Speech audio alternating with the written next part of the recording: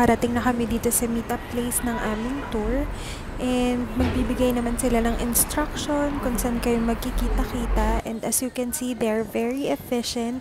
Maaga rin silang dumating dito. And the thing that I like most about this tour is hindi kami nahirapan sa transportation. And kahit sobrang dami naming napuntahan, hindi namin naramdaman yung pagod kasi nga convenient yung transportation namin. It took us about an hour to arrive on our first stop, which is Petty France. And pagdating namin, as in super lamig. And ayan, makikita nyo, sobrang foggy niya pa. Kaya ngatog talaga ang mga person. By the way, he is our tour guide explaining kung saan kami magkikita-kita and kung anong oras. He is also an English and Mandarin speaker. Prior to booking this tour, ang dami kong nakikitang mga reviews not only sa Klook but sa Facebook as well na hindi nila masyadong bet tong Petty France and they suggest na skip na lang to and mamili ng ibang mga tour na hindi kasali yung Petty France. Pero kasi me personally, I like it here and na-enjoy ko naman siya. Sobrang daming photo spots na pwede nyong pagpicturan.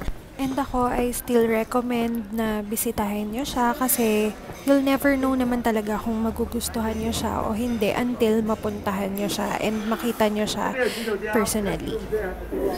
Alright, thank you. The bus there, right? By the way, the guide was just telling us kung saan magkikita-kita after and we have an hour to explore this.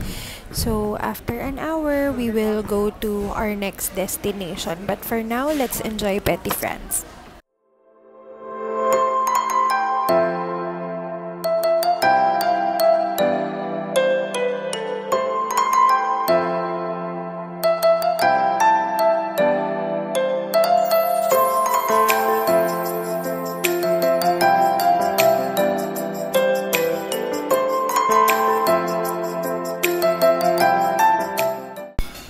Alright, next destination naman tayo, Gangcheon Rail Bike. I'm so excited for this one, guys, because this is one of the most unique experiences I've had in South Korea.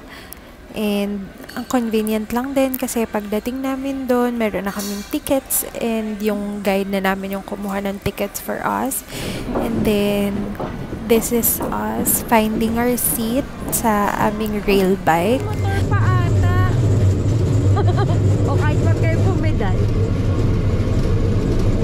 Pag nag-stop lang ata yun.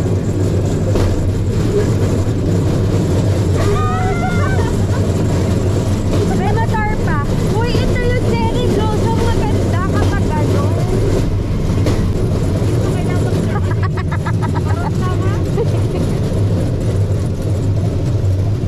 pag magsa-stop yung motor na. Ayan! Pedal! Exercise sa mga person. Lamig, di ba? Exercise na.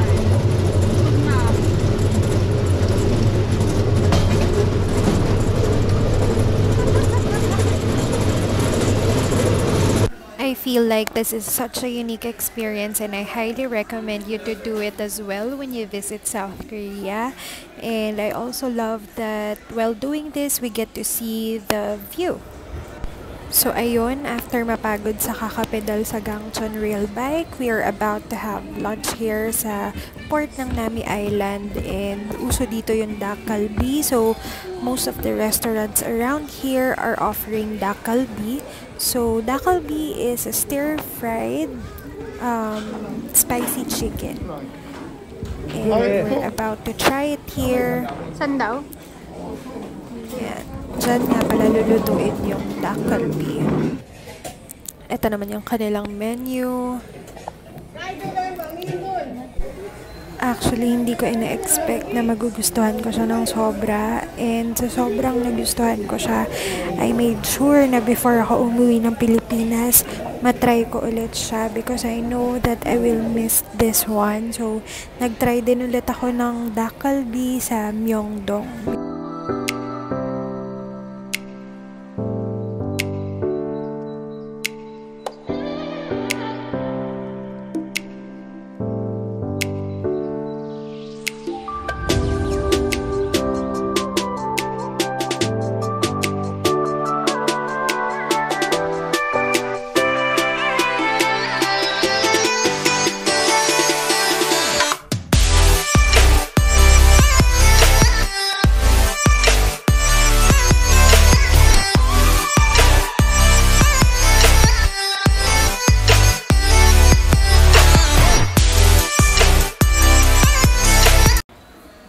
after we had our lunch, we went to the dock ng aming ferry, and it only took about 15 minutes para makarating sa Nami Island, and pumosisyon talaga kami ng maganda dito sa ferry na to kasi feel namin na nasa Switzerland kami, ganun. And I'm gonna show you some pictures that we took here, and you will see that it's super nice and very Instagrammable. And dito pa nga lang makikita nyo na ang ganda ng view talaga during our ride.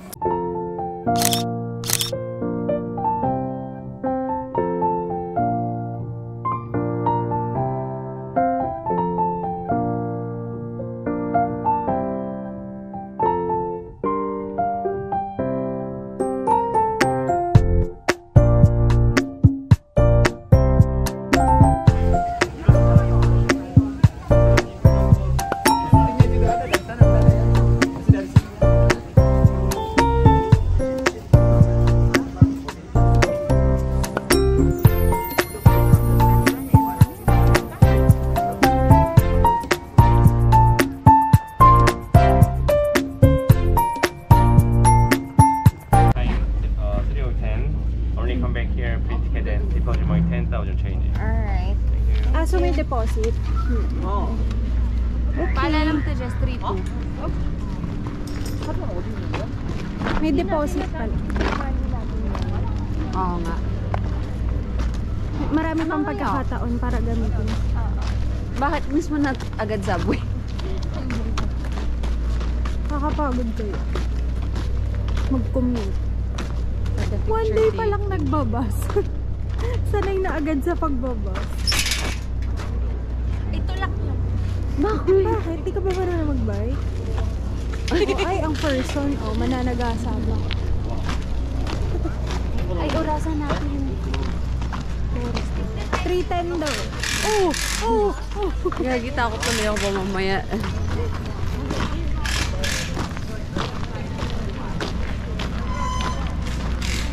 Doon tayo sa gitna.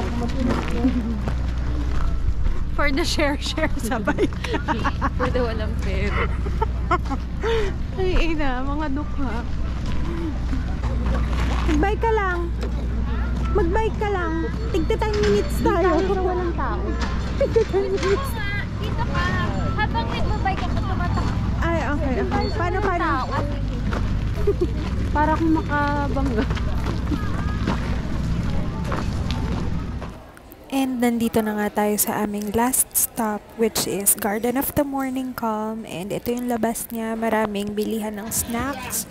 And ako, ang kinrave ko talaga personally is the ice cream. Kasi kapag malamig talaga, yun ang hinahanap-hanap ko.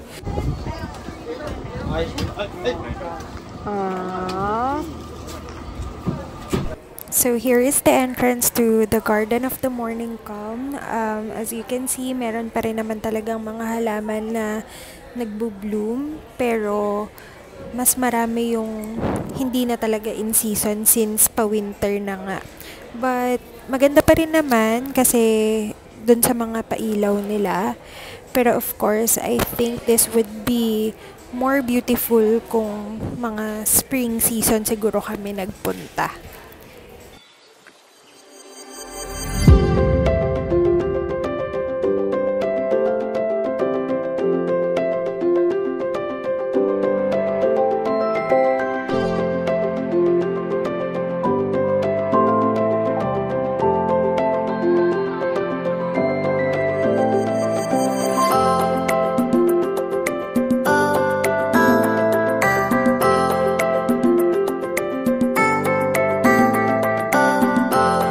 Dito na nagtatapos ang ating vlog, guys, and sana nagustuhan nyo tong video na to, and I'll see you on my next one. Bye!